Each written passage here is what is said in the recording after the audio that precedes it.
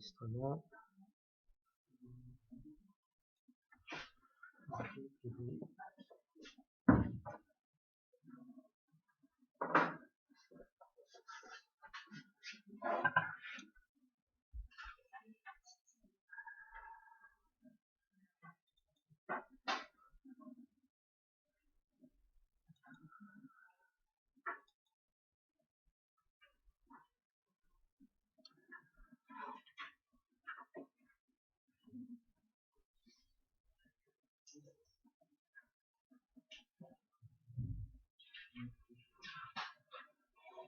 Alors, on était sur l'exercice 3.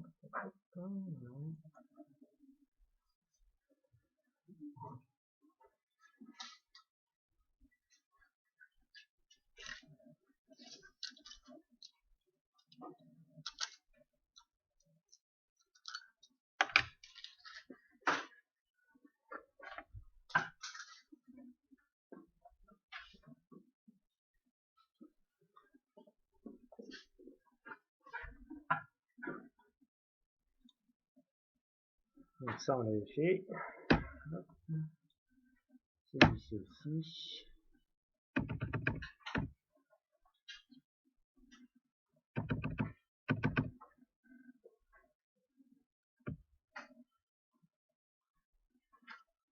Alors pour pouvoir calculer ce produit scalaire, on est dans un triangle. On ne connaît pas d'angle, on ne nous parle pas d'angle, par contre on nous donne des mesures. Et on doit calculer donc le scalaire entre le vecteur AB et AC. Donc on va se servir de la partie cours donc du paragraphe 3. Donc je vais le remontrer.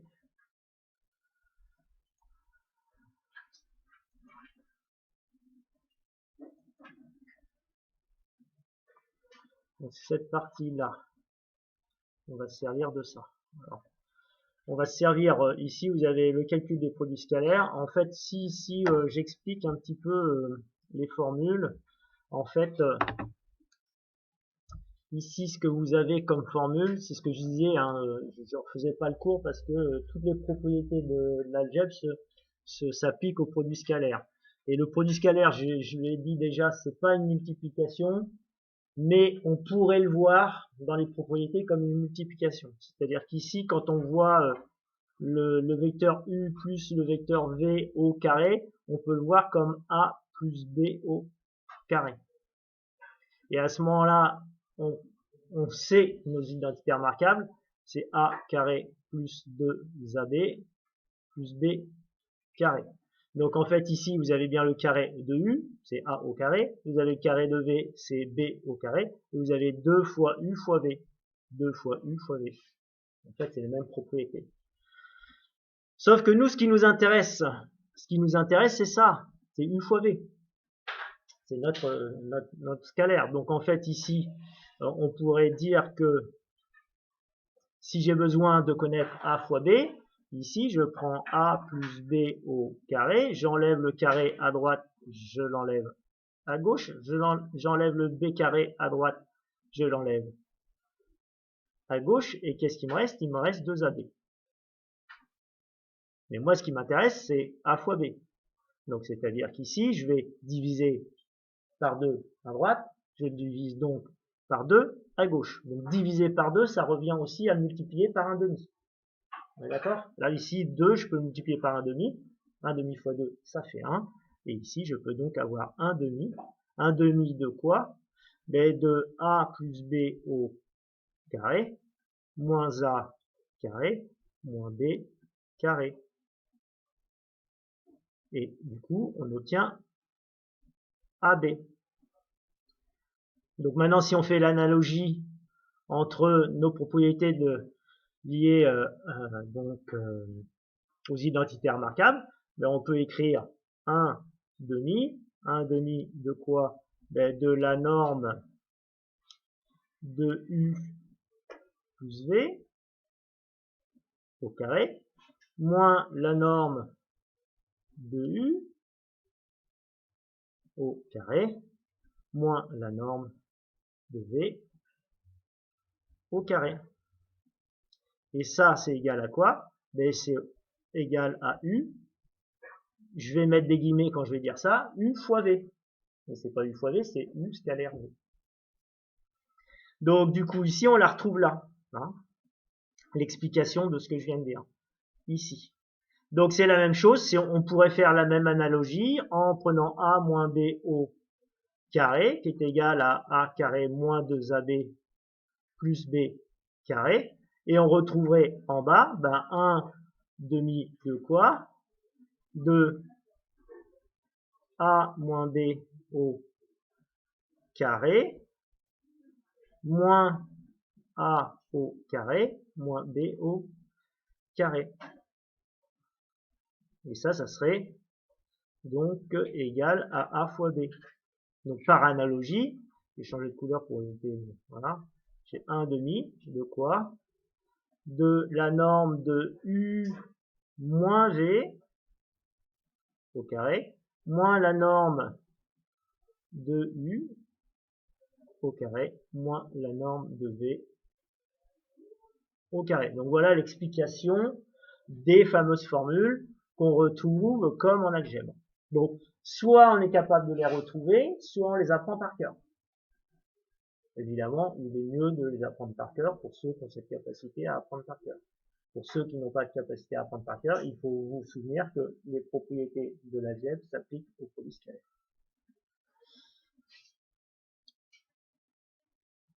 C'est bon? Explication? Alors maintenant, moi j'ai un produit scalaire, j'ai eu le produit scalaire entre U et V, donc j'ai deux formules en ma possession. Donc en sachant, faites attention, je crois que sur les photocopies, c'est pas très visible là, le U plus V. Hein. U plus V, là c'est U moins V. Regardez, peut-être repasser. Hein.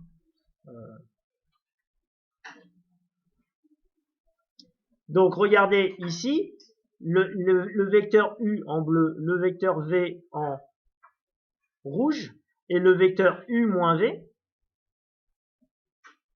Alors pourquoi U moins V? Alors déjà, je vais mettre en violet, parce qu'ils je vous ai encore dit la dernière fois, mais j'étais en distanciel, que les vecteurs on les représentait où on voulait.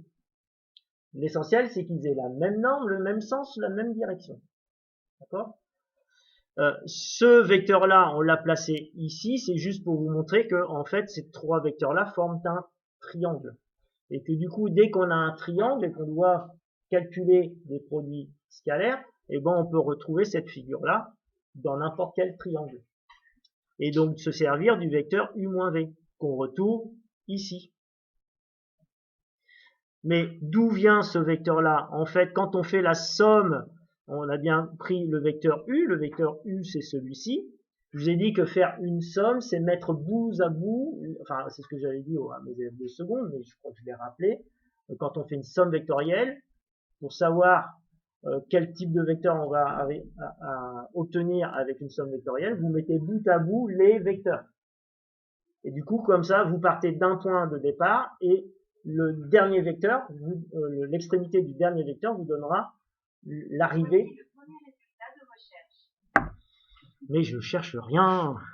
M'énerve. Donc ici, quand je fais U moins V, en fait, c'est comme si je faisais U plus moins V. Alors, c'est quoi moins V? C'est le même vecteur que V, mais de sens opposé. Donc, si je dois dessiner moins V au bout de cette flèche-là pour faire ma somme vectorielle, du coup, j'en mets un peu partout. Là, j'ai le vecteur moins V. Or, le vecteur U plus le vecteur moins V donne le vecteur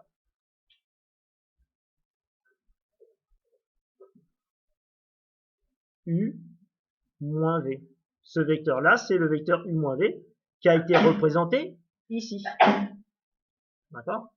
Encore une fois, ce vecteur-là et ce vecteur-là sont bien des vecteurs qui sont égaux. Pourquoi? Parce qu'ils ont la même direction, ils ont le même sens et ils ont la même norme.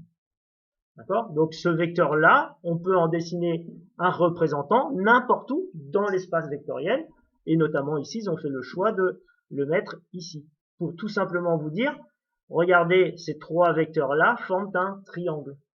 Or, dans l'exercice qu'on est en train de traiter, on nous parle d'un triangle. Donc ce triangle, on peut le dessiner. Alors j'avais dit mercredi comment dessiner mercredi ou même peut-être le vendredi dernier. Comment je vous demande moi de dessiner ce triangle. Encore une fois, dès qu'on vous dit soit un triangle ABC, on vous donne faites la figure. Et je vous avais dit dans ce chapitre-là, il est important d'avoir un compas. Parce que sans le compas, vous n'arriverez pas à faire ce triangle. Ou alors, il faut vous servir de votre règle comme un compas. Ce qui ne va pas être évident. Donc, pour tracer ce triangle, déjà, on me dit que AB vaut 4. Je peux commencer par AB, hein, ça ne me dérange pas. 4, je vais moi choisir le centimètre. Alors, le centimètre étant 4 petits carreaux, comme vous. 1, 2, 3, 4. Ah, disparu, je vais trop lentement. Donc ça vaut 4. A, B. Ensuite, on vous dit quoi? On vous dit que BC égale 7 cm. Donc vous allez prendre votre compas, vous allez le pointer sur B, et vous avez préalablement écarté votre compas de 7 cm. Vous allez faire un arc de cercle. Ensuite, vous écartez votre compas de 6 cm, vous le pointez en A, et vous allez faire un autre arc de cercle. À l'intersection de ces deux arcs de cercle, ben vous avez le point C.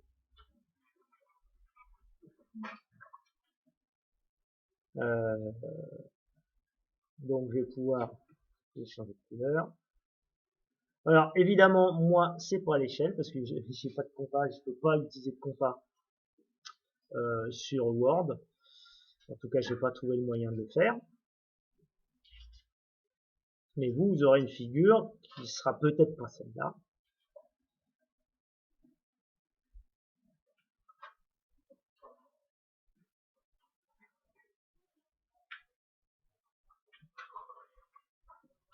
Alors, ce que je vais faire, c'est que je vais...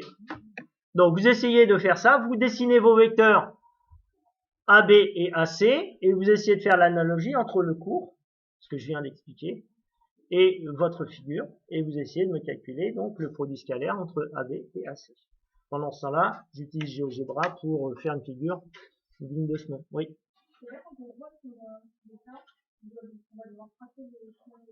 Oui. Si tu as un contrôle, dans toute figure, à chaque fois, soit on vous dit un triangle, soit un trapèze, soit un parallélogramme, ça, vous devez le tracer. Même si on vous demande pas expressément de tracer la figure. Pourquoi? À moins que tu aies un grand pouvoir d'abstraction, où finalement tu t'en fous de te représenter le triangle, etc., et d'essayer de comprendre ce qui se passe, et d'appliquer bêtement des formules sans comprendre ce que tu fais.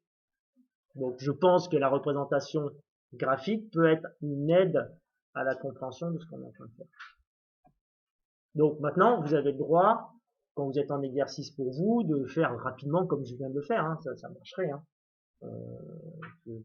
L'avantage éventuellement, je vous dis de prendre le centimètre comme unité, c'est que si vous avez des calculs de longueur, etc., vous pouvez vérifier à la règle que vos résultats de calcul sont bons.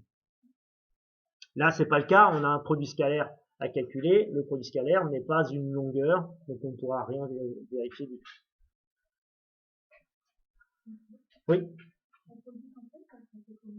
Pardon? Bah, comme on fait depuis le mois de novembre. Non, pas tout seul, vous êtes en face. Vous êtes en face, sauf que moi, l'avantage c'est qu'à la maison, j'ai 2 écrans, donc pendant que je fais mon cours, je vois tout le clavardage de vos questions éventuelles, les réponses, les questions et les réponses que vous donnez, parce que des fois, pendant que je parle, vous posez des questions, puis ah mais c'est ça, voilà. Puis après, tout d'un coup, je regarde, ah bah ça y est, la question a été posée et la solution, donc souvent je fais un commentaire, je dis bon bah c'est bon, il a bien répondu ton camarade, ou est-ce que tu veux une explication supplémentaire? Là le problème c'est que je peux pas jouer sur deux écrans, donc là quand je regarde ça, je peux pas voir ce que vos camarades font. D'accord? À la maison, j'ai deux écrans, je peux à la fois faire mon cours et voir vos réactions et si vous avez des questions à poser. Donc évidemment, c'est moins pratique parce que je peux pas voir votre copie, je peux pas voir ce que vous avez fait comme exercice, je peux pas vous aider sur vos copies. En tout cas, il n'y a pas le moyen sur un live que vous puissiez partager votre écran. Hein, donc ça c'est la difficulté. Mais en fait, on fera un live comme quand vous êtes à la maison. En fait. Sauf que là, évidemment, si je pose des questions, j'attends une participation de votre part en distanciel. Et il se peut aussi que j'interroge un de vous pendant les 2 heures. Pour pas que vous soyez là, enfin voilà, il faut que vous puissiez participer. Mais c'est vrai que là, si on veut que ça avance, je vais surtout m'appuyer sur ceux qui vont participer. Maintenant, je peux aussi vérifier que tout le monde est là. Il ne suffit pas de me dire bonjour dès le début du live et de me dire au revoir à la fin du live et puis aller faire autre chose, aller jouer, etc. Voilà. Maintenant, vous avez le droit aussi, puisque de toute façon, j'aurai toujours le truc, je suis à la campagne, j'ai une mauvaise connexion, je peux pas avoir le live, ou tout simplement, j'ai des parents qui sont en télétravail et on a qu'un seul ordinateur, donc je peux pas le faire, etc. De toute façon, je vais pas vous obliger à être devant le live. Hein. Mais l'avantage du live, encore une fois, c'est que vous pouvez poser des questions, ça peut être interactif. Alors que quand vous subissez 2 heures de vidéo à se taper avec des trous où vous avez l'impression de rien faire, ça peut être une stratégie en disant bah il y a un trou, paf, faut que j'avance la vidéo, ah tiens, ben, il donne la correction, je vais pas réfléchir, je recopie, et puis, ou tout simplement, vous pouvez aussi dire je regarde pas le live, je prends le document que je vous donne sur le cahier de texte, et puis j'étudierai tout seul. Après c'est vous qui voyez, à la rentrée, on aura fini le chapitre, il y aura forcément une évaluation. Donc du coup, vaut mieux essayer de participer et puis poser des questions si vous avez des blocages. Bon, bah du coup avec tout ça, j'ai pas eu le temps de faire mon petit triangle avec GeoGebra, mais c'est pas très grave. Donc on avait dit AC égale 6, donc ici j'ai 6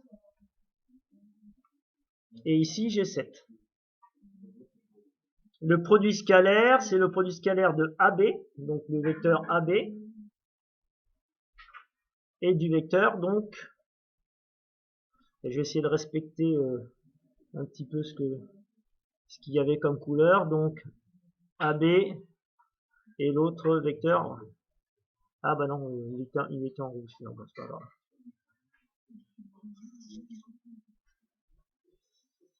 Donc c'est pas grave, au niveau des couleurs. Donc celui-ci, je vais le dessiner en rouge.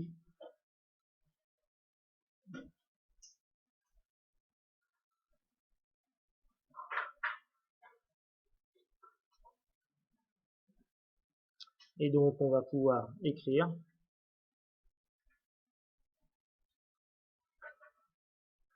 Alors on avait AB plus AC.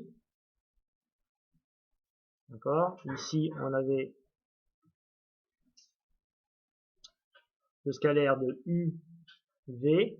Et on avait donc le vecteur U moins V. Donc là, le vecteur qu'il va falloir dessiner, c'est le vecteur AB moins AC. Donc AB moins AC. Moins AC.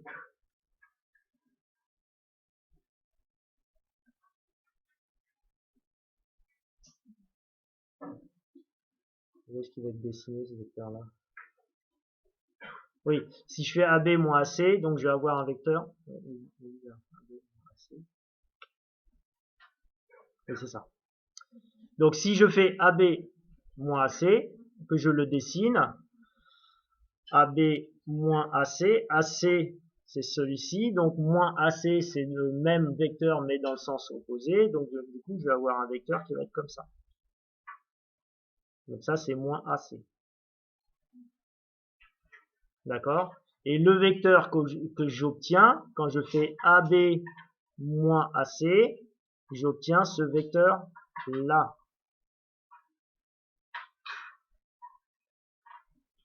Et ce vecteur-là, c'est le même que celui-ci, donc c'est le vecteur CB.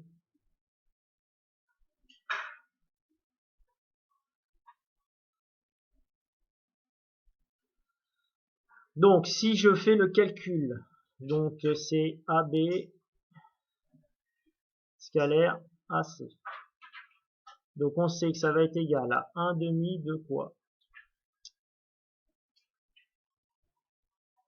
1 demi du vecteur AB moins AC. Je le fais de mémoire, hein, puisque j'ai mentalement toute la démonstration que j'ai faite, je l'ai dans la tête. Maintenant, vous trouvez un moyen de trouver. Vous me direz si je commets une erreur. Ensuite, moins quoi? Moins la norme de AB que j'élève au carré. J'ai oublié le carré ici. Hein. Moins la norme de AC, oui.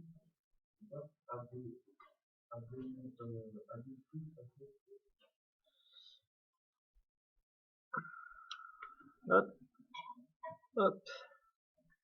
Ici, c'est celle-là.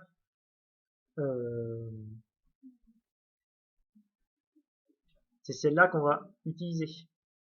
Parce que c'est la seule figure où je travaille dans un triangle. Donc j'ai 1 demi de AB au carré plus AC au carré moins, et qu'est-ce que j'ai marqué moi? Du coup, j'ai oublié, ah oui, j'ai oublié le moins devant le carré, c'est ça? Ici, j'ai oublié le moins ici. Et là, c'est un plus. C'est ça, hein? Là, c'est plus plus, et là, c'est moins. En fait, j'ai inversé. Oui.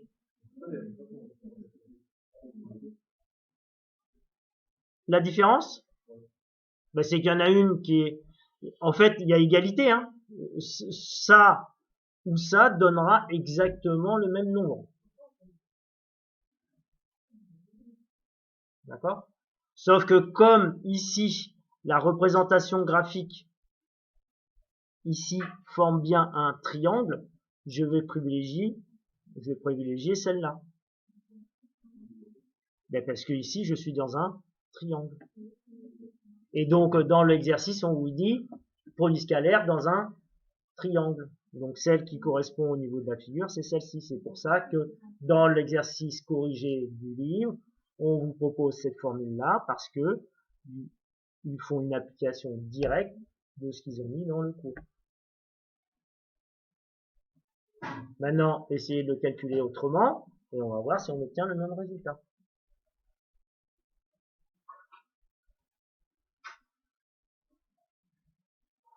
Sauf que ce vecteur-là qui est u plus v, je ne l'ai pas dessiné moi. Donc je ne vais pas l'utiliser, je ne l'ai pas dessiné. Or, dans mon triangle, le vecteur u moins v, il existe. C'est ça que je veux dire. C'est pas, on a le droit de tout utiliser, mais comme j'ai un triangle, j'utilise mon triangle. Je vais pas aller chercher à me dessiner un autre vecteur qui n'existe pas dans mon triangle. Oui, mais là, on te parle d'un triangle. Donc, tu as le droit de te compliquer la vie en dessinant un autre vecteur, alors qu'ici, en fait, le vecteur, il est déjà tout fait. Et surtout, je connais sa norme.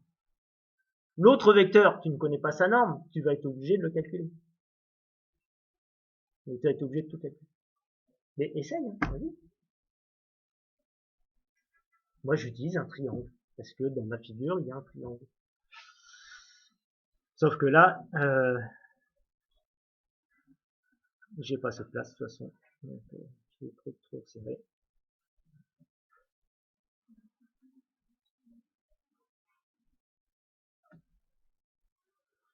Alors, donc, j'ai dit AB scalaire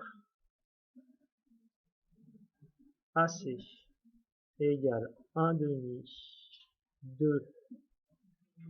Alors, AB au carré plus AC au carré moins AB moins AC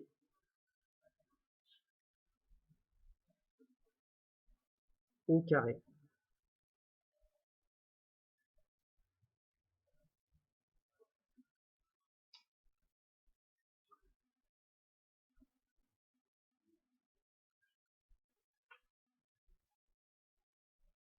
Un demi de quoi? Alors, AB au carré, c'est la norme de AB, c'est la distance AB élevée au carré. Donc c'est 4 au carré. AC, c'est 6. Donc 6 au carré. Moins la norme de ce vecteur. Or, ce vecteur-là, on sait qu'il fait 7. Donc AB moins AC, pardon. Le vecteur CB, ici, c'est ce vecteur-là, c'est AB. On a vu comment je l'ai fait. J'ai fait AB moins C. Donc là, c'est AB moins C. D'accord? Le vecteur que j'ai dessiné CB, c'est le vecteur AB moins C. C'est le même. Même norme, même sens, même direction. Donc égalité. Donc ce vecteur-là, en fait, c'est le vecteur CB.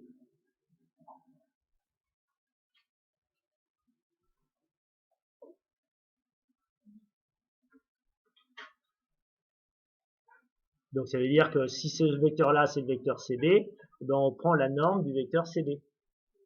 Or la norme du vecteur CB, c'est 7, que j'élève au carré.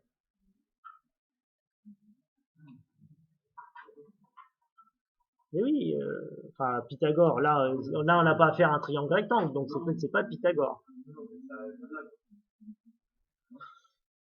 Plutôt du théorème d'Al-Kashi qu'on verra dans le chapitre 3.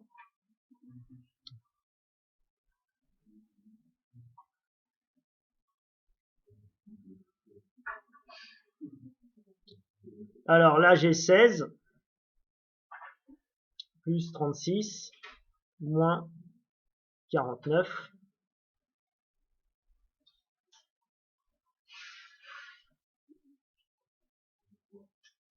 Donc là ça fait 52. Ça fait 3. Donc ça fait 3 demi.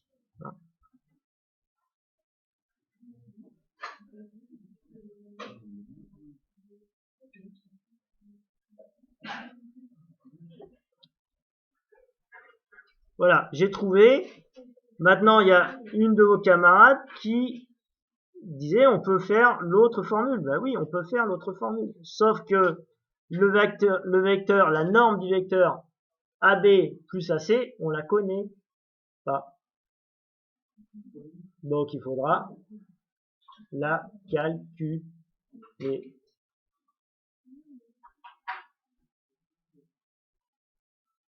Alors que là, j'utilise tout ce qu'on me donne dans le sujet.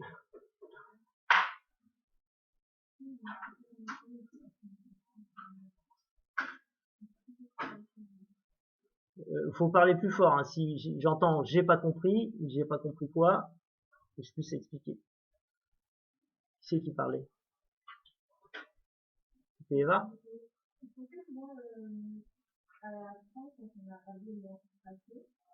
Là. Non, on n'a pas le droit. T'as pas le droit de faire l'addition des distances.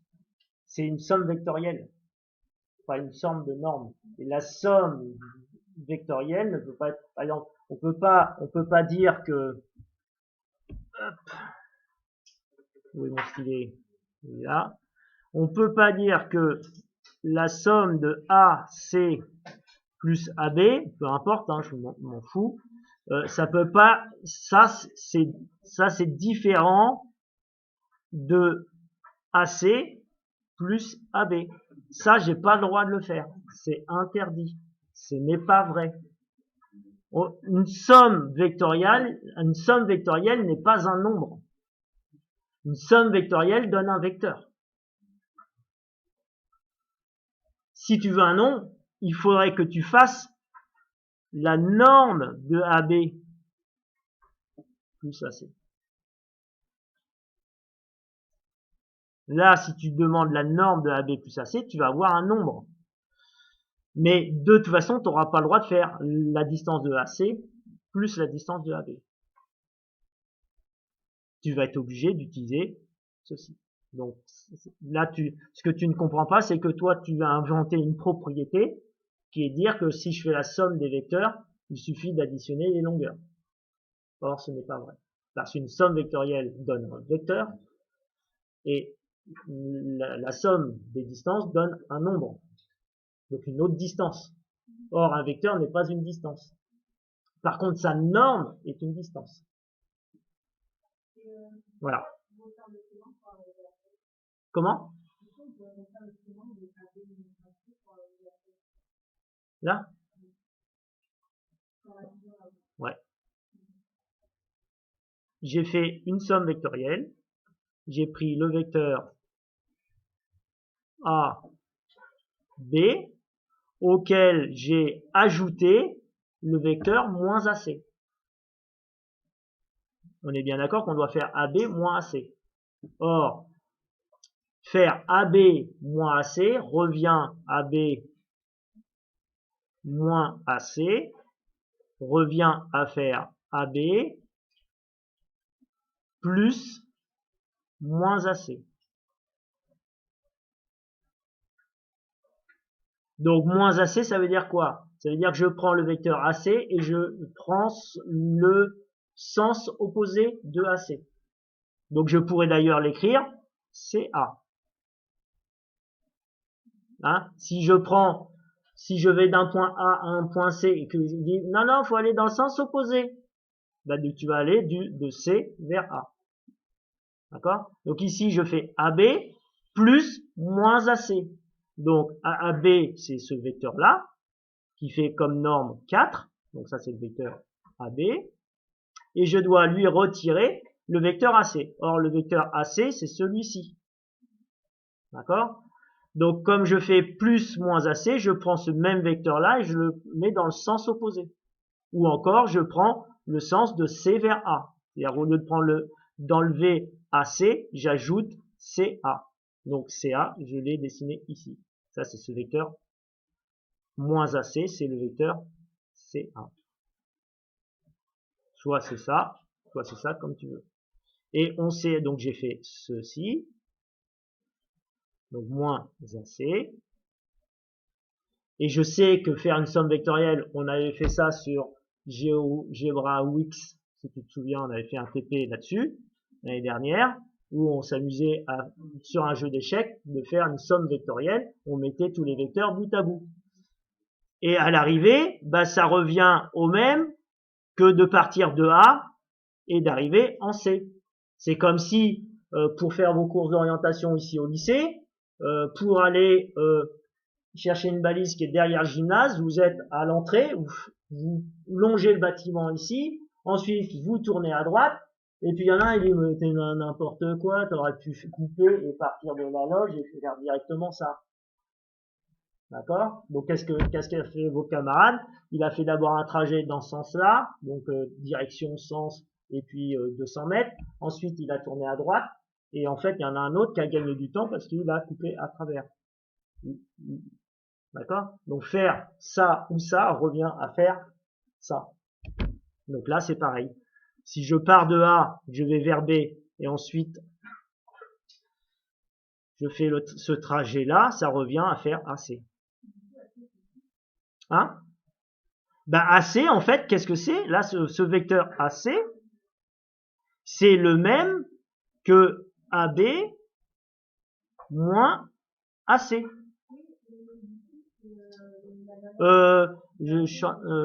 Oui, c'était AC. C'est pas AC celui-là, c'est AB, hein, pardon. AB. Enfin, c'est pas, non, c'est CB, pardon. AC, AC ici, hein, on voit bien c'est le vecteur AC, comme je l'ai dessiné, mais ici dans mon triangle, ce vecteur-là, c'est le même que celui-ci. Même sens, même direction. Donc ça, c'est les propriétés sur le parallélogramme qu'on a vu l'année dernière. D'ailleurs, c'est comme ça qu'on découvre aussi les sommes vectorielles. On sait que quand on additionne deux vecteurs, on obtient un parallélogramme. Donc là, ici, vous voyez le parallélogramme.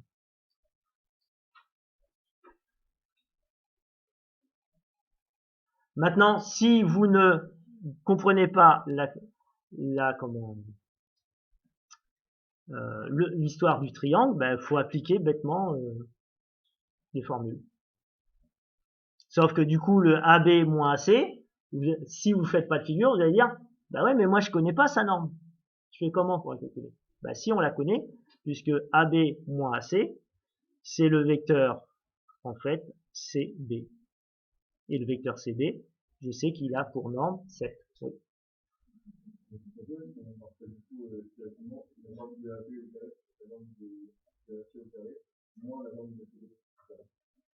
Parce que en fait, un jour on va te dire, soit de vecteurs U et V, on va te donner leur norme, on va te donner la norme de U moins V, on va te donner cette norme-là, d'accord? Et on te dira, calculer, on te donnera ça, on te donnera la norme de U, on te donnera la norme de V, et on te dira, bah, calculer le produit scalaire.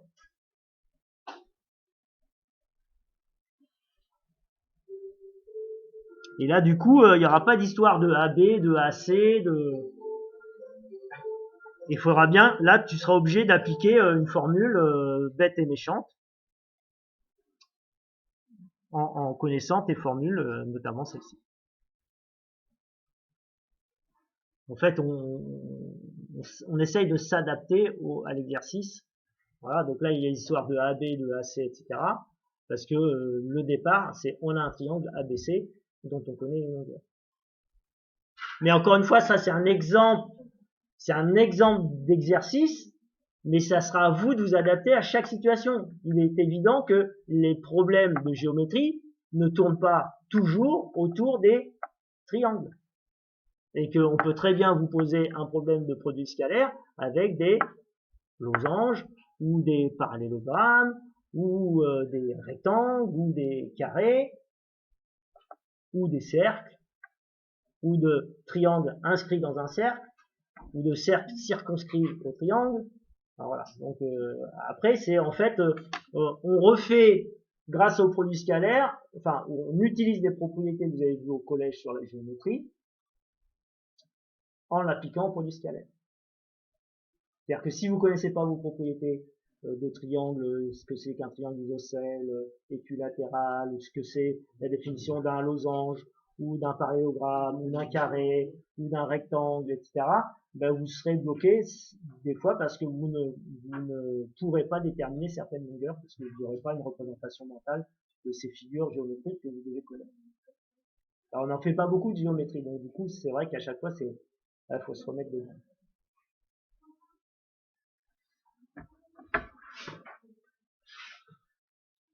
Donc, bon, on a fini sur cet exercice. On va passer au paragraphe 3. Pendant ce temps-là, je vais filer rapidement en salle des profs faire les photocopies qui manquent. Donc là, je compte 2, 4, 5,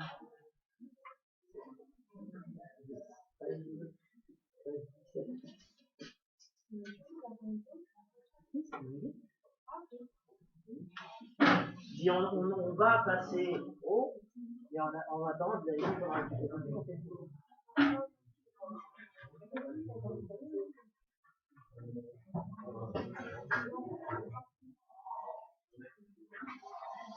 donc quand je reviens, on reprend.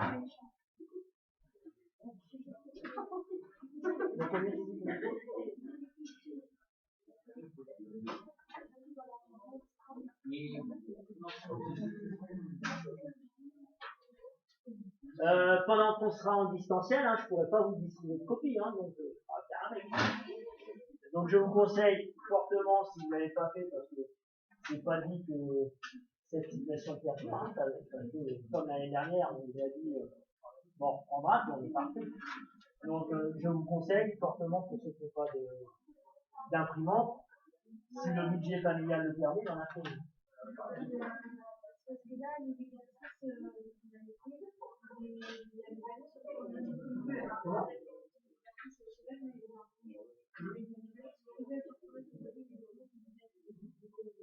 Ah oui, d'accord. Okay. Ah oui, oui, c'est vrai que souvent,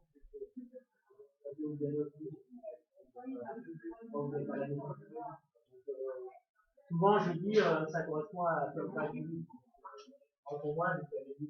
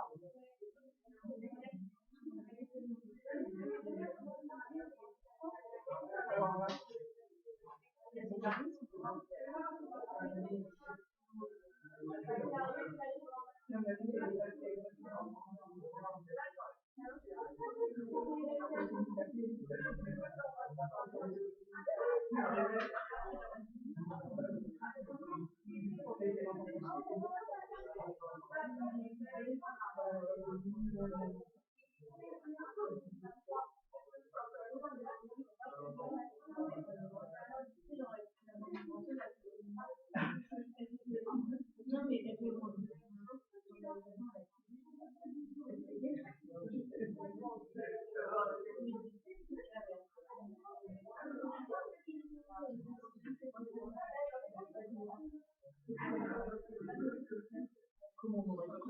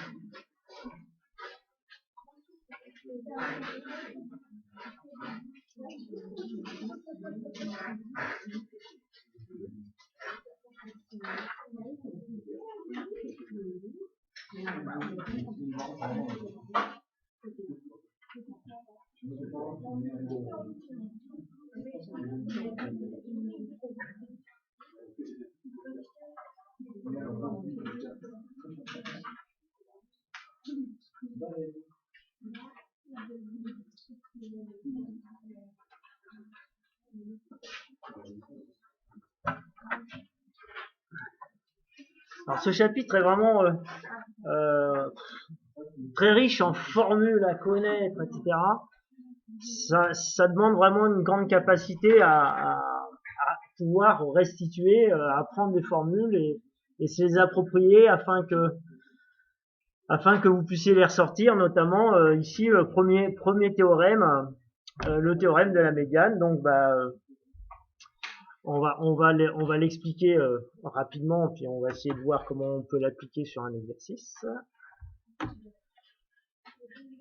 Donc celui-ci je l'enregistre pour vous le donner.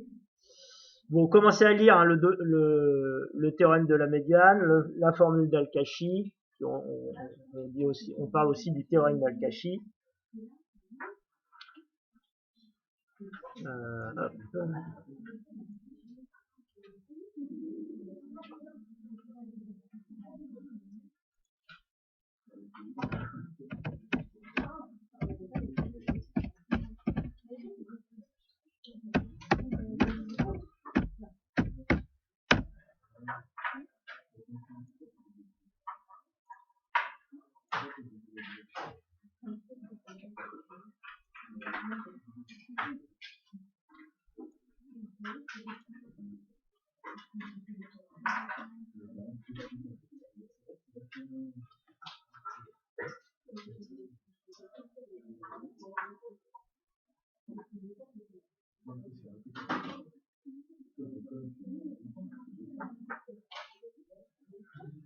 Alors toutes ces formules-là se redémontrent. Hein.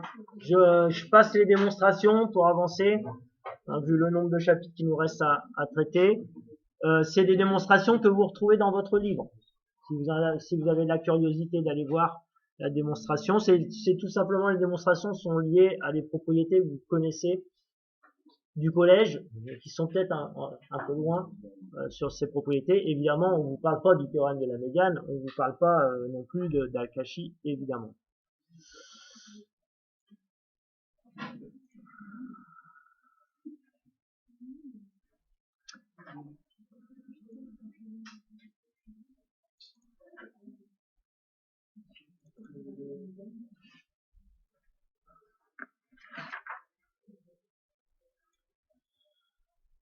Bon, faut se souvenir de ce que c'est qu'une médiane. Une médiane, c'est une droite, un médiane d'un triangle, c'est un segment qui part du sommet d'un triangle et qui vient rejoindre le côté opposé par son milieu. C'est ça une médiane. D'accord. Et on vous dit que le produit scalaire entre les vecteurs M, MA et MB, donc ce sont les vecteurs MA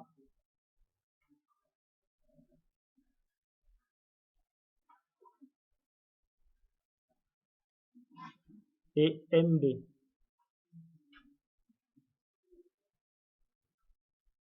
Encore une fois, un produit scalaire, c'est un nombre. D'accord? Donc forcément, la formule, elle est liée avec des normes de vecteurs. Ici, n'ont pas été représentées les normes des vecteurs, mais encore une fois, quand on fait MI au carré, c'est comme si on prenait le vecteur MI et qu'on en calculait la norme et que cette norme, on l'élevait au carré. Cette écriture-là est identique à celle-ci. Ici, pareil, on pourrait mettre AB, la norme du vecteur AB, élevé au carré, le tout divisé par 4. Ça serait la même chose. Comment? Oui, c'est pour ça qu'on peut le faire. Hein? Par contre, encore une fois, je l'ai dit à vos camarades la dernière fois, il y en a un qui dit mais pourquoi du coup on écrit les normes? Parce que quand on vous parle pas de points MA, enfin de vecteurs MA et MB, on vous parle de UV. Là tu peux pas écrire U. T'as pas le droit d'écrire U. Donc tu vas être obligé de dire je prends la norme du vecteur U, etc., etc. D'accord? Donc là, effectivement, quand on a des points, on n'est pas obligé d'écrire la norme du vecteur. Mais encore une fois, ça peut être intéressant, peut-être que vous, ça vous intéresse pas, mais d'avoir une représentation mentale de ces vecteurs dont on parle. Hein? Voilà. Donc au moins représenter ce vecteur MA scalaire MB, hein, et s'apercevoir que MA, MB, on part du même sommet, et que ici, si on trace une médiane MI, elle intervient dans la formule. Et le AB, c'est ça. D'accord? Donc ça veut dire qu'ici, on prend la longueur de la médiane, on l'élève au carré, ensuite on prend le côté où justement la médiane coupe le côté AB du triangle en son milieu, d'accord? On fait moins la norme de AB qu'on divise en 4. Hein, en n'oubliant pas d'élever au carré donc cette distance-là.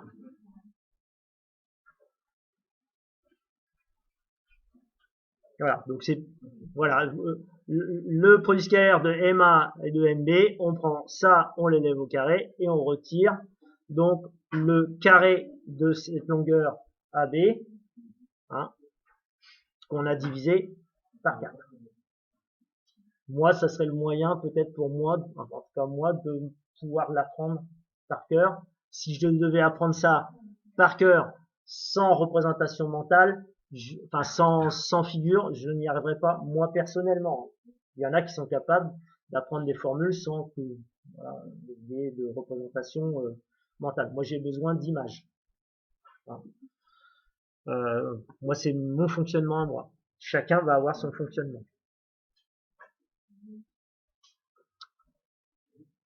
Donc là, on vous donne un exemple. Alors, du coup, on vous donne les longueurs de AB, etc. Après, c'est de l'application numérique. Hein, c'est con comme la lune.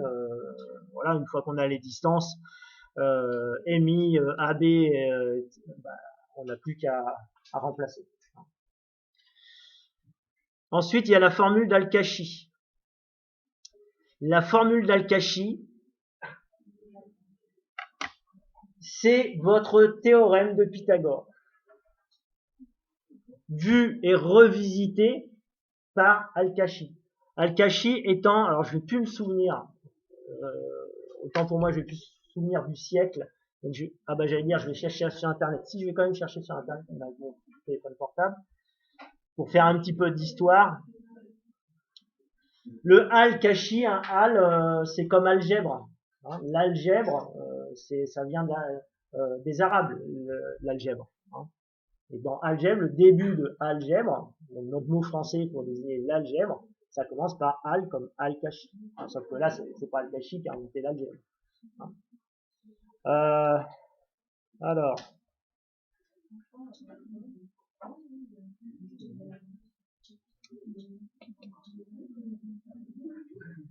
Al-Kashi.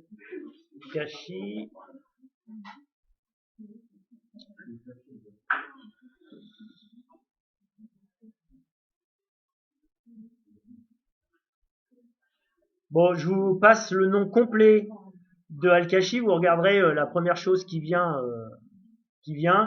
Moi, je ne saurais pas le prononcer. Hein, donc c'était un mathématicien et astronome perse. Alors quand je dis arabe, en fait, c'est l'Orient en fait. Hein. Quand on parle les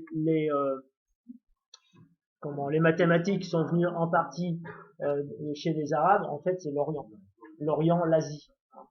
Notamment le zéro, on dit que c'est les Arabes qui ont inventé le zéro. En fait, ça vient de l'Orient, mais ça a été importé par les Arabes qui eux ont fait des incursions en Europe en envahissant notamment par Carthage, etc., en envahissant l'Europe. Voilà. Alors, c'est 1380.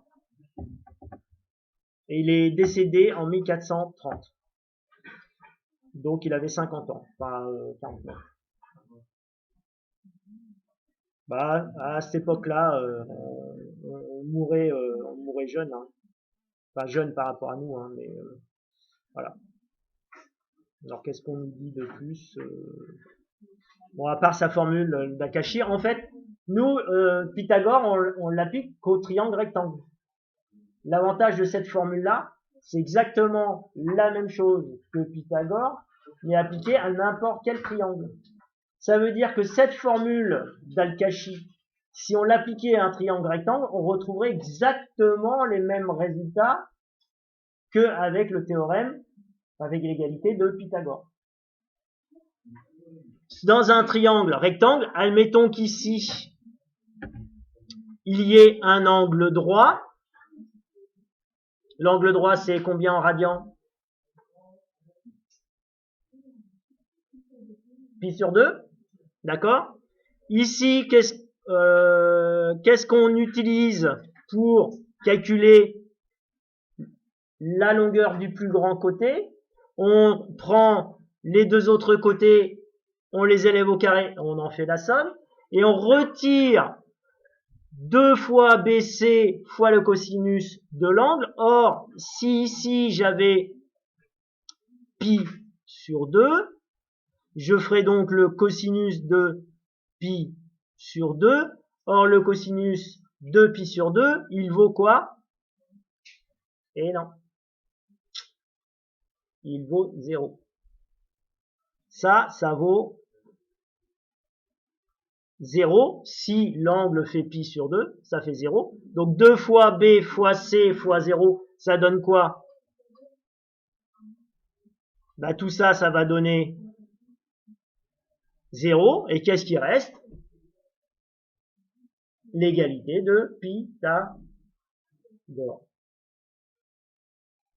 Donc on pourrait très bien, au collège, vous dire, Pythagore, vous foutez à la poubelle, on va vous apprendre une formule qui marche à tous les coups, dans n'importe quel triangle. Parce que, est-ce que tu connais les cosinus quand tu es en 6e? Non. Donc on n'introduit pas ça en 6e et au collège, parce que la trigonométrie, maintenant, à partir du moment où on parle trigonométrie, parce que là, moi, je vous oblige à raisonner en radian, mais le cosinus de de 90 degrés, hein, ça fait 0 aussi, hein, si vous raisonnez en degrés, c'est pareil. Hein. Donc on pourrait très bien, à partir du moment où on aborde la notion de sinus, de cosinus et de tangente au collège, vous dire, bah justement, maintenant que vous connaissez ça, bah, vous oubliez Pythagore et on vous donne une nouvelle formule qui va marcher dans n'importe quel triangle. Donc, il est évident.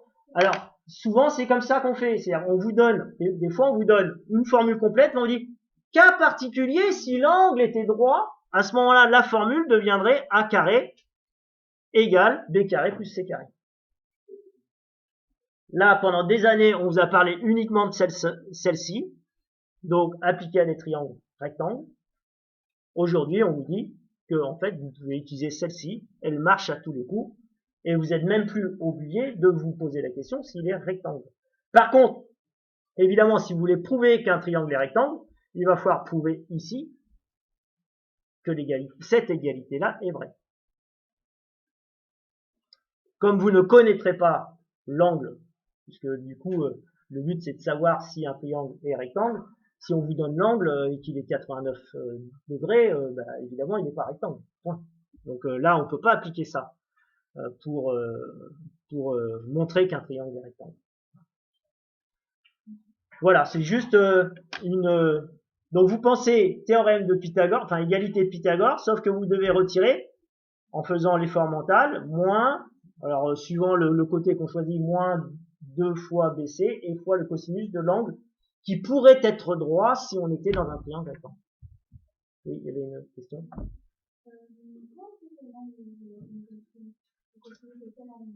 Ben ici, en fait, quand tu cherches A au carré, enfin quand tu cherches la longueur de A, tu prends le côté opposé. Voilà. Et donc du coup, c'est l'angle de ce côté opposé au côté qu'on cherche. Donc avec une application que vous lirez attentivement peut-être pour pouvoir résoudre des exercices qu'on va traiter.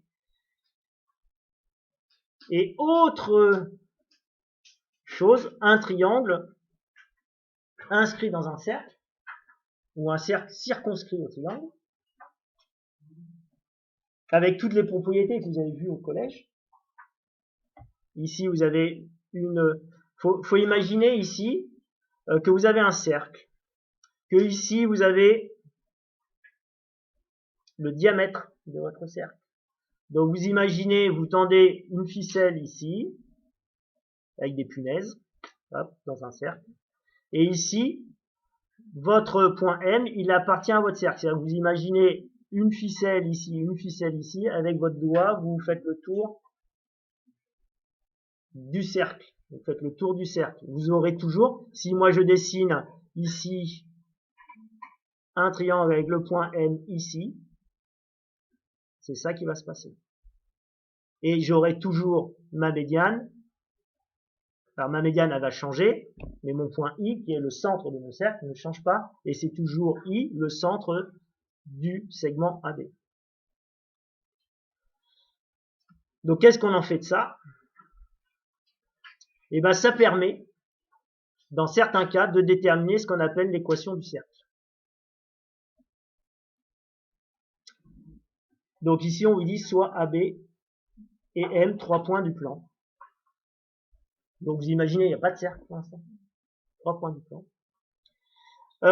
Et on vous dit que le produit scalaire entre MA et MB, donc entre MA et MB, est égal à 0 si et seulement si M appartient au cercle de diamètre AB. Tout à l'heure, quand j'ai dessiné ceci, avec le point M ici, en fait, ici, il y a toujours un angle droit. Je peux le dessiner ailleurs, le point M, je le dessine ici. Ben, j'ai toujours un angle droit. Pourquoi? Parce que ce point M appartient à un cercle dont le diamètre est le diamètre AB. Donc, ici, si on a le produit scalaire, alors je vais effacer parce que ça fait beaucoup de choses, je vais effacer par pas gribouiller. Encore une fois, qu'est-ce qu'on cherche? On cherche le produit scalaire de MA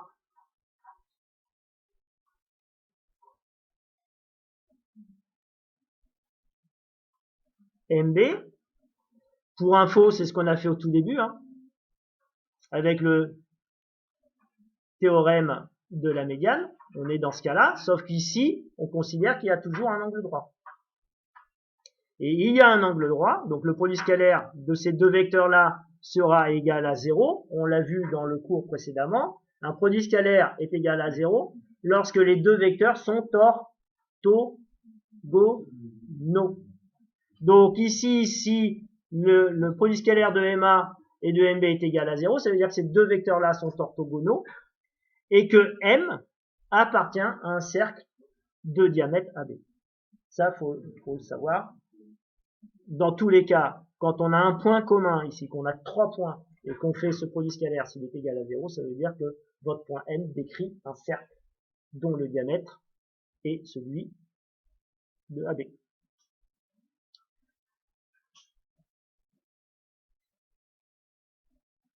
Donc remarque, cela revient à dire que l'ensemble des points M, tels que MA, enfin scalaire MB, est égal à 0, et le cercle de diamètre AB. Donc ça veut dire que l'ensemble des points M ici, c'est un cercle. Mais vous, dans votre tête, il faut imaginer que vous avez ici une ficelle, vous mettez votre doigt et vous le tendez comme ça sur la moitié et vous aurez toujours les deux ficelles qui seront en angle droit. Vous pouvez le faire à la maison, hein, par terre dans votre jardin, vous deux piquets, vous mettez une ficelle, ces deux piquets là, vous mettez votre doigt, vous faites le tour et vous allez voir que vous êtes en train de dessiner un cercle. Vous prenez n'importe quelle longueur de ficelle, hein, normalement ça doit marcher. Bah, vous prenez n'importe quelle longueur de ficelle, ça va marcher. Vous faites ça, vous allez regarder vos deux morceaux de ficelle vont être en angle droit et surtout vous allez dessiner un cercle. Donc voilà comment on pourrait dessiner un cercle. Sinon pour dessiner un cercle, on prend une ficelle, on pointe le milieu du segment AB et puis on tourne. Hein. Alors maintenant on passe aux exercices parce que c'est bien beau d'avoir des formules, mais à quoi ça peut bien servir?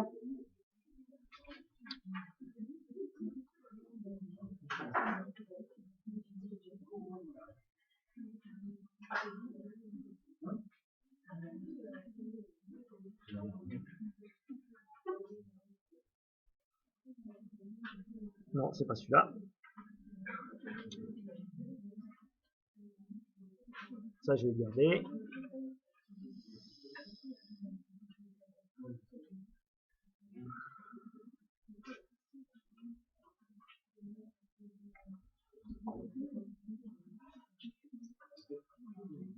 Alors, premier réflexe, on vous parle de deux points A, B, dont la distance fait 6 cm. Donc, premier réflexe, vous dessinez sur la feuille le segment AB. C'est pas une obligation, c'est juste un conseil.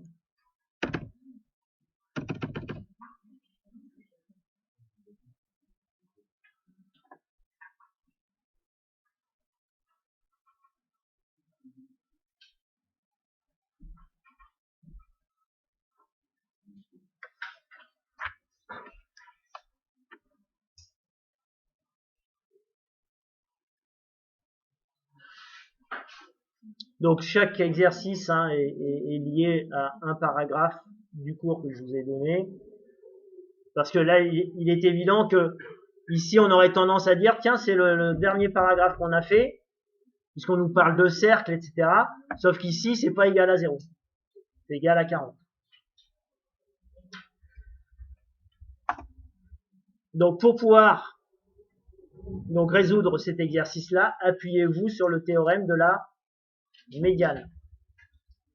On vous dit ici qu'il y a un point M qui forme un cercle et on vous demande de préciser le centre et le rayon. Donc il faut déjà dessiner le segment AB.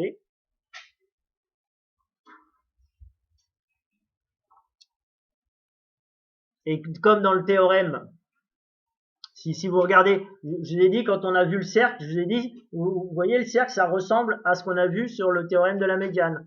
Hein, qu'on ait ceci sans avoir dessiné le cercle, avec l'histoire de la médiane ici, ou qu'on ait ce schéma-là, c'est exactement le même schéma. D'accord? Sauf que ce triangle ici n'est pas forcément rectangle. D'accord? Mais on sait très bien que en 3 points, il passe un seul cercle. Hein. Un cercle il est défini par 3 points. Si vous prenez 3 points du plan, vous demandez à GeoGebra de dessiner un cercle, vous désignez les 3 points, il va vous dessiner un cercle. Vous ne pourrez pas en dessiner un autre, ça sera toujours le même. Donc ici, on vous dit que le point M, dans l'exercice, le point M, il décrit le cercle. Enfin, on vous le dit pas, mais vu le théorème qu'on a vu sur l'histoire du cercle, etc., on peut imaginer que le point M décrit le cercle.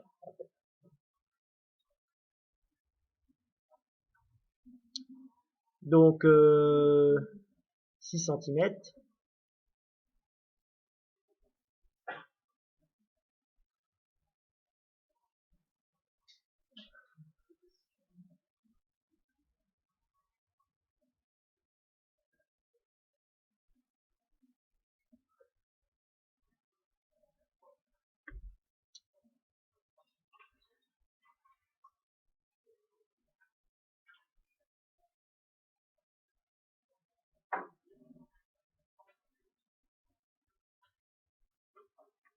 Alors, ça, on sait calculer un produit scalaire de ça. Si on prend le théorème de la médiane. Hein.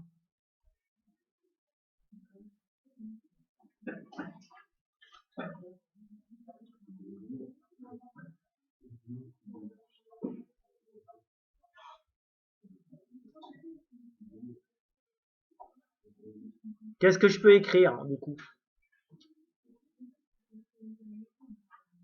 Il me manque quelque chose. Hein. Dans le théorème de la médiane, on parle de la médiane. Alors là, il n'y en a pas, mais on sait que la médiane passe par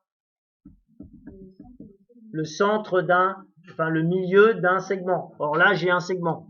Donc je peux dessiner un point I. D'ailleurs, je ne sais pas si j'ai respecté 1, 2, 3, 4, 5, 6. Donc 1, 2, 3. Donc le point I, il serait là.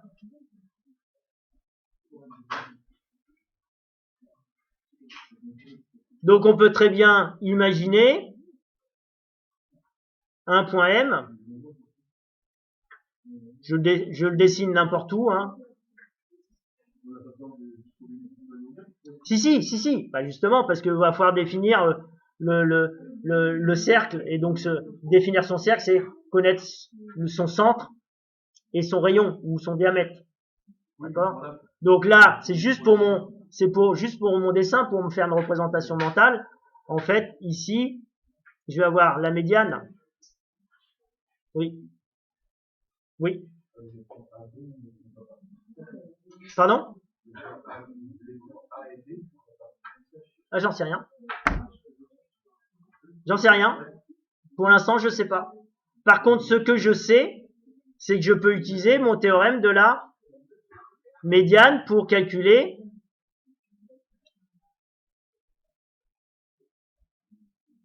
ce produit scalaire.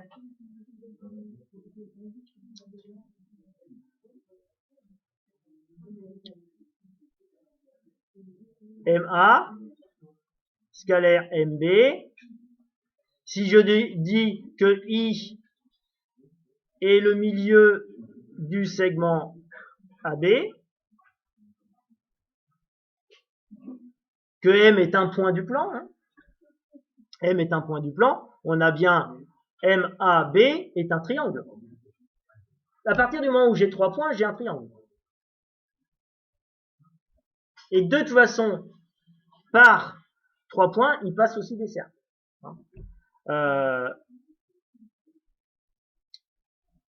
Donc du coup, si j'applique le théorème de la médiane. On a dit qu'on prenait la médiane qu'on élevait au carré. Ensuite, on prend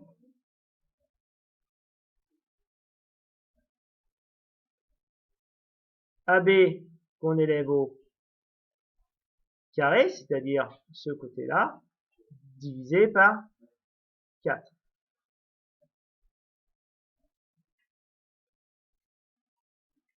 Or, on sait que ce produit vectoriel, il vaut 40.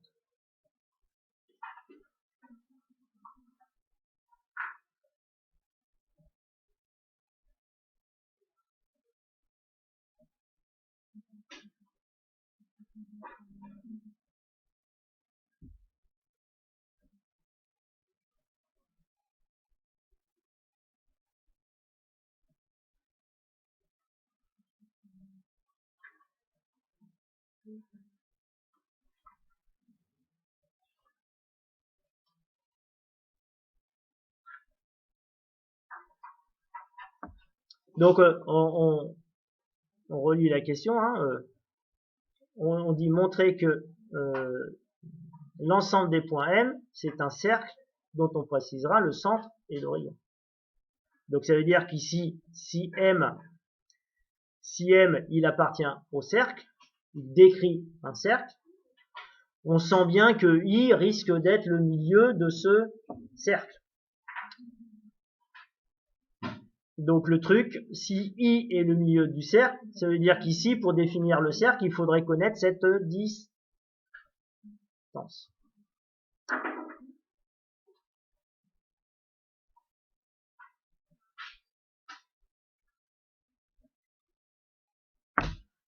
Donc je vous laisse faire la suite. Moi, le but, c'est de calculer MI, en fait.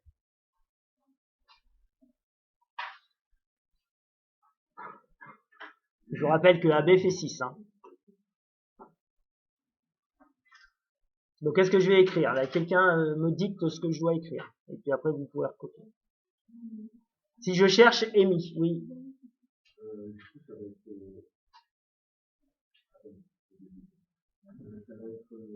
Au départ.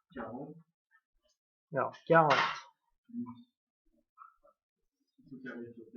6 au carré sur 4. Il fait deux choses en même temps. Il manipule l'équation et en même temps, il remplace.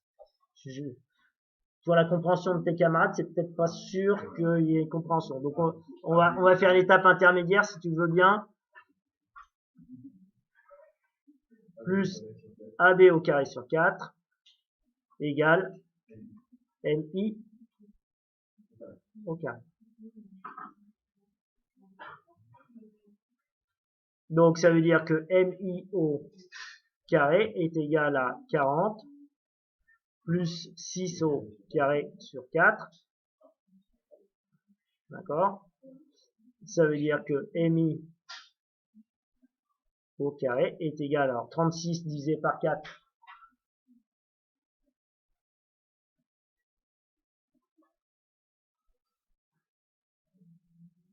Votre table de 4, qu'est-ce qui fait 36 dans la table de 4?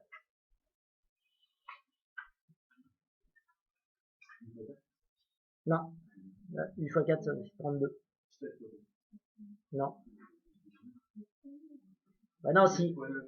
4 fois 9. D'accord? Donc ici, on a 40 plus 9, c'est-à-dire 49.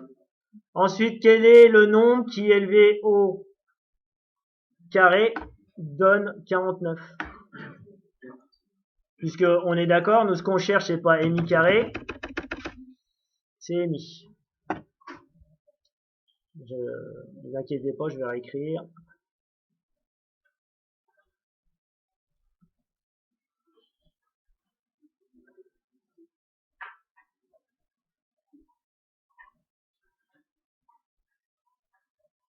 Donc nous, ce qu'on veut, c'est MI, c'est-à-dire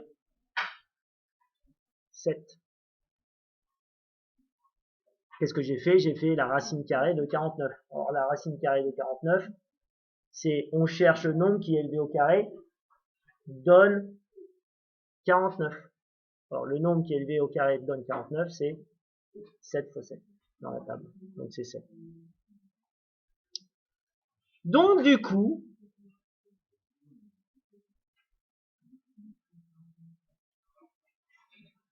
ça fait 7. Et donc, ça veut dire que notre cercle, ça va être un cercle de centre I et de rayon 7. Ça ne veut pas dire, attention, il ne passera pas, le cercle, il ne passera pas, donc AB n'est pas le diamètre du cercle. Parce que si c'était le diamètre du cercle, le produit scalaire serait égal à 0. D'accord? Ça, c'est le théorème, le dernier paragraphe. C'est si le produit scalaire est égal à 0, à ce moment-là, AB est le diamètre du cercle. Donc ici, tout simplement, alors c'est pour ça que c'est intéressant, ça serait intéressant d'avoir un compas et de pouvoir faire le dessin. Donc vous, je vous demande de dessiner le triangle de telle sorte qu'ici, la médiane fasse 7. D'accord? Donc tout simplement, ben, vous prenez n'importe quel, vous prenez votre compas, vous mesurez 7, vous mettez votre point M n'importe où dans le plan, de telle sorte que IM fasse 7. Ensuite, vous avez juste à tourner votre compas. Vous verrez que le cercle ne passe pas par le point A et le point B. Parce que s'il passait par le point A et le point B, ici, il faudrait que la médiane soit égale à 3. Puisque ici, ça fait 3. Or là, ça fait 7. Donc quand je vais tourner, alors ça se voit pas, hein. Ça se voit pas parce que ma figure, elle n'est pas dessinée à l'échelle, parce que je ne connaissais pas la valeur de 7, mais évidemment que ici, ça devrait être plus grand que 3, là. Donc, pendant que vous allez réfléchir à l'exercice suivant, là, je vais faire une figure avec GeoGebra. Comme ça, vous verrez, mais vous, normalement, vous êtes capable de dessiner quand même un segment AB, le milieu I, et de dessiner un cercle avec un compas qui tourne autour de I.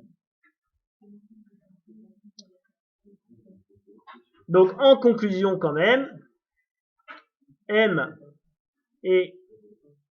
Alors,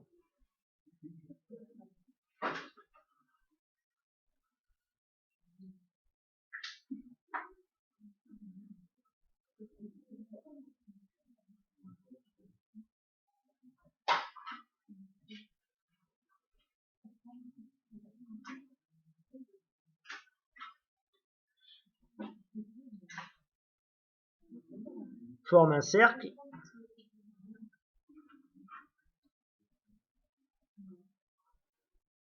de centre I et de rayon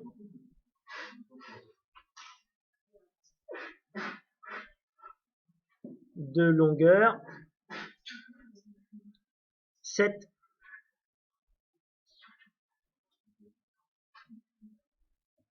C'est bon?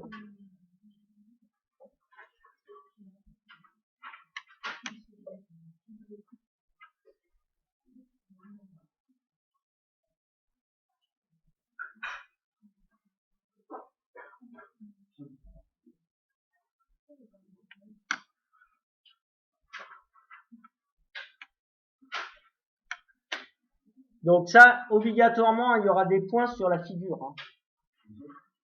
Oui. Non, pas de rapporteur. Pourquoi un rapporteur? Hein? Ah, peut-être, je sais pas. Non, mais là, dans cette figure-là, il n'y a pas besoin de rapporteur. C'est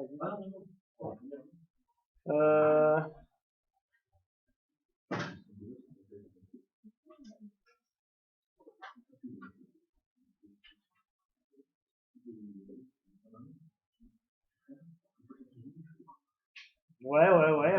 Ou avoir une équerre de 30 et 60 degrés.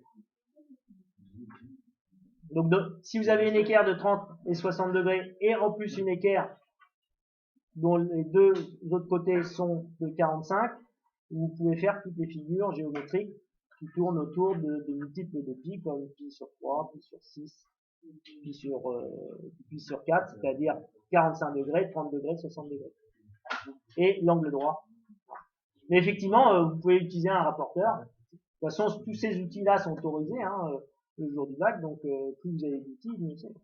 On ne pourra pas vous les interdire.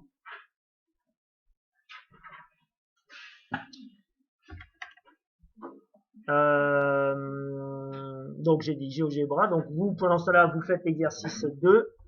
Moi, je fais ma figure correctement sur GeoGebra. Ah oui, mais non, je vais pas pouvoir.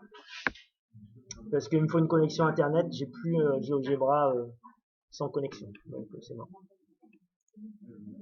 Pas grave.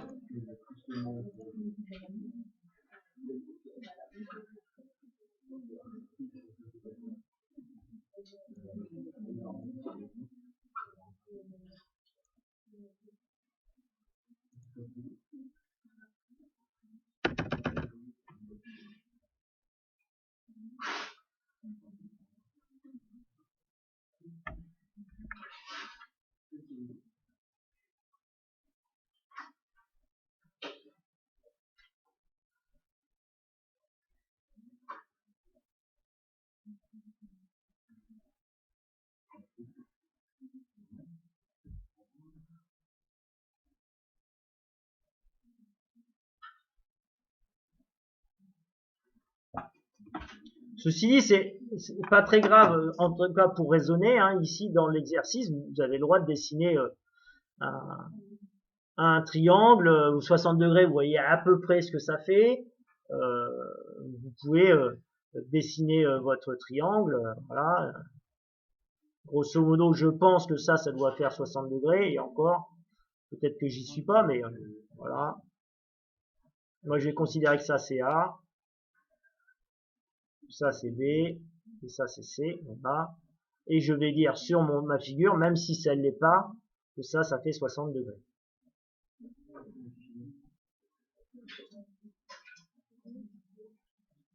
D'accord? L'angle formé par les côtés BA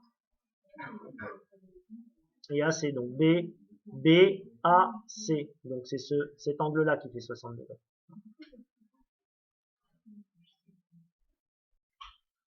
Donc calculer BC en déduire une mesure en degrés de l'angle BCA.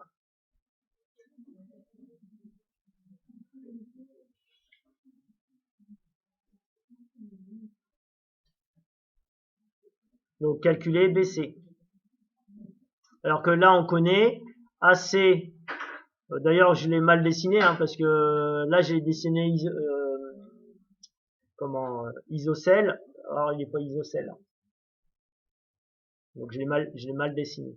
Donc je vais le redessiner puisque le côté AB est 2 fois plus petit que le côté AC.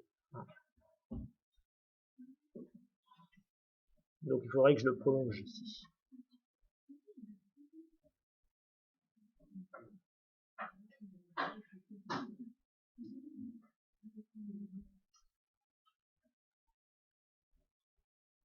Bon, du coup, je dessine rectangle, mais peut-être qu'il l'est d'ailleurs. Voilà comment je le dessinerai, moi, à l'arrache. Donc là, ça fait 12, et là, ça fait 6. Question, que vaut CB? Donc, on va utiliser l'égalité d'Al-Kashi.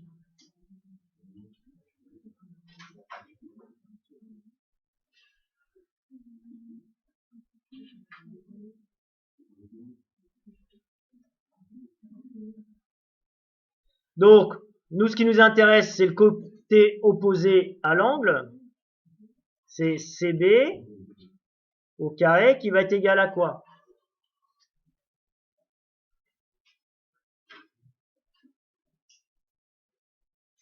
Si on prend Pythagore, si je cherche ce côté-là, on va utiliser les autres côtés. Dans Pythagore, qu'est-ce qu'on fait? On prend les deux autres côtés, on les élève au carré, on en fait la somme. Donc je prends AC au carré, oui.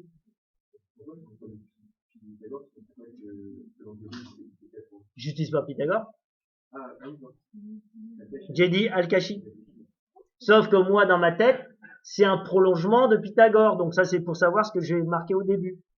Donc j'ai les deux autres côtés élevés au carré.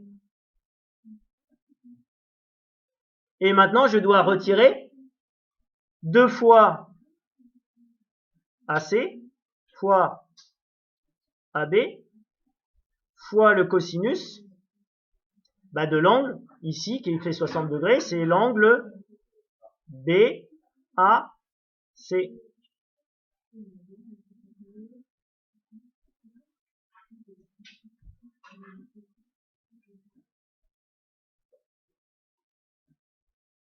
Alors cet angle-là, je le connais. Il fait 60 degrés. Donc je sais le cosinus de 60 degrés. Je connais ça par cœur. J'ai pas besoin de taper ça à ma calculatrice. Encore une fois, si vous avez du calcul mental à faire, il faut pouvoir faire ce calcul-là de tête. Hein.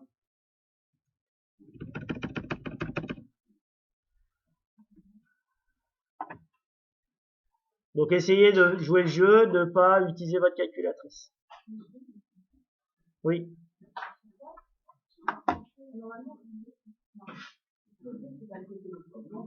Comment? Ah non, non, mais justement, dans Pythagore, on dit que c'est le plus grand côté élevé au carré, mais dans un triangle quelconque, ça marche avec le plus petit côté, avec le plus grand côté. Voilà, il y a pas d'histoire de plus grand côté ou plus petit côté. C'est vrai que dans la figure qu'ils avaient faite, le côté était plus grand, mais ils nous ont bien dit dans le cours que en fait on peut l'appliquer à tous les côtés. Hein?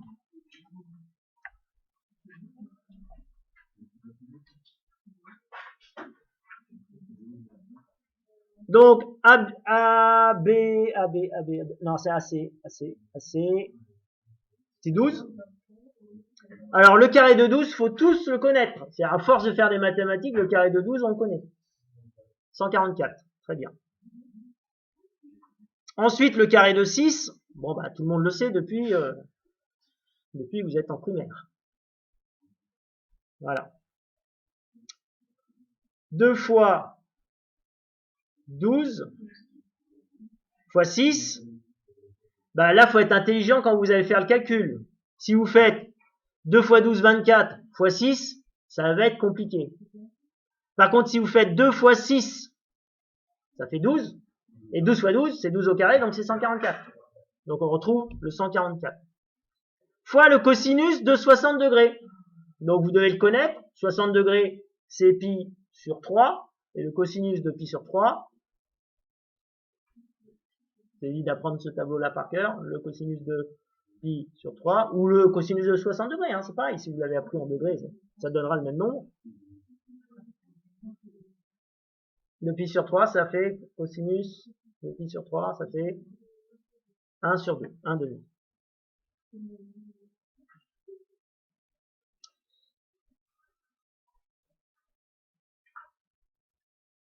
Donc ça fait 144 plus 36 moins, alors ça fait 144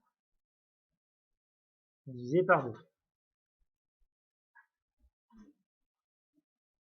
Donc ça fait 170, 180. 180, ça fait 180. Moins la moitié de 144 qui fait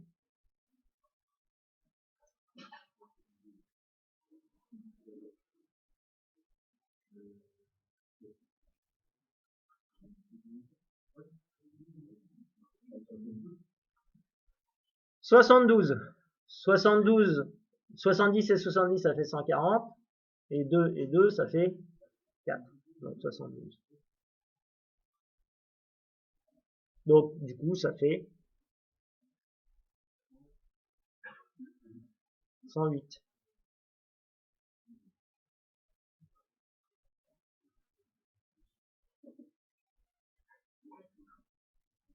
Donc CB, nous c'est pas le carré de CB qu'on veut, c'est CB. C'est la racine carrée de 108. Ça c'est le nombre exact. Est-ce qu'il y a un carré qui vaut 108? De nombres entiers, non, je n'ai pas l'impression. Hein. Donc, qu'est-ce que vous donne votre calculatrice? Est-ce qu'elle vous donne un nombre fractionnaire ou elle vous laisse ça comme ça? Elle arrange certainement en vous mettant un nombre devant une racine carrée. C'est possible.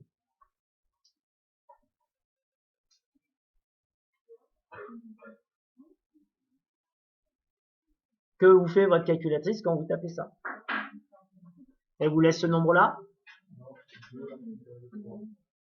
2 racine carrée de 3. Non, ça oui, c'est oui.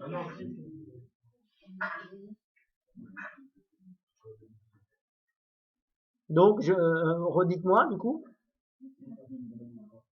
6 racine carrée de 3. Hein.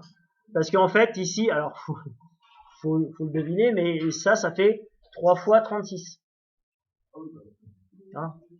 3 fois 36 et 36 c'est le carré de 6. Donc du coup on peut sortir le 6 de la racine carrée. Bon, peu importe, là vous avez une calculatrice, du coup vous avez pu le faire. Si on devait le faire mentalement, on pourrait le faire. Il y a des méthodes qu'on a vues en seconde, mais il faudrait repartir là-dessus. Donc n'oubliez pas la deuxième partie de la question, en déduire l'angle BCA. Maintenant qu'on connaît tous les côtés, ce côté-là, il vaut 6 racine carrée de 3. Donc BCA, c'est ça qu'on veut. Donc pareil, théorème d'Al-Kashi, on va prendre cet angle-là, on va prendre ce côté-là, et on va utiliser les deux autres côtés. Donc à vous de le faire. Donc comme travail pour mercredi, c'est de terminer ces exercices-là. En plus, vous savez que ce sont des exercices corrigés du livre. Donc ce que je vous invite à faire éventuellement, c'est d'essayer vous de le faire. Ensuite, si vous ne voyez pas comment faire, de jeter un coup d'œil, mais un déblocage, pas tout. Ah oui, d'accord, ok, hop, stop, je regarde plus, j'essaie de faire la suite. Hein. Et puis après, on le reprendra quand même en cours. Voilà.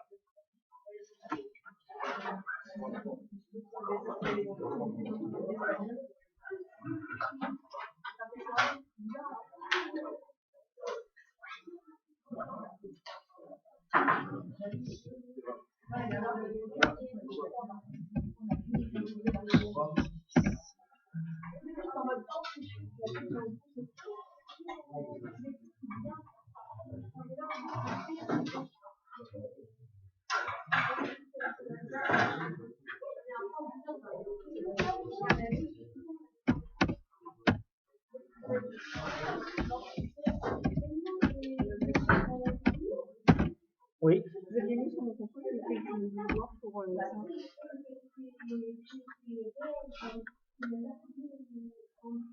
Oui, alors oui, c'était pour savoir comment tu as fait avec la calculatrice pour. Ça, c'est les bons nombres et tu as trouvé ça. Donc, tu t'es mis une erreur dans l'utilisation de ta calculatrice. Je pense que j'avais essayé de mettre les racines. Donc, comment tu as fait pour trouver cette nombre-là? Bien.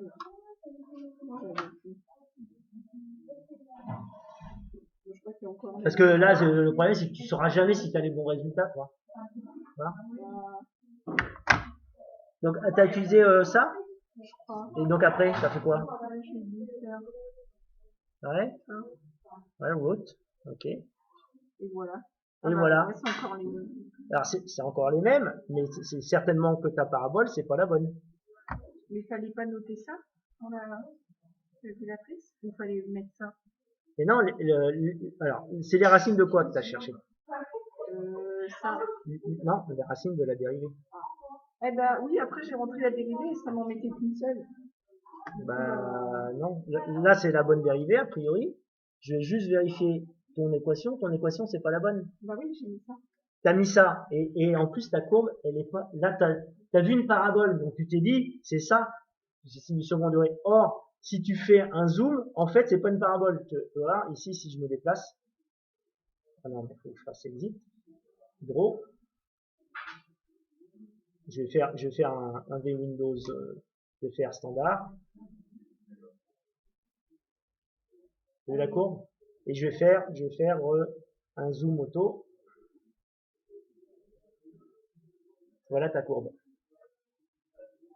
La courbe que tu as dessinée, c'est celle-ci. Or, les racines, c'est les racines de ta dérivée. Donc, il fallait mettre ça dans. Voilà. Et sinon, les racines, je te rappelle, c'est plus direct, dans le menu et quoi, polynôme, donc F2, second degré, tu mets le paramètre 3, entrée, le paramètre 9, entrée, le paramètre moins 12, entrée, 2 fois 1, moins 4. 1, moins 4. Mais sinon, avec la parabole, ça marche, mais c'est bien les racines, ici, de ton polynôme du second degré, qui est la dérivée. D'accord?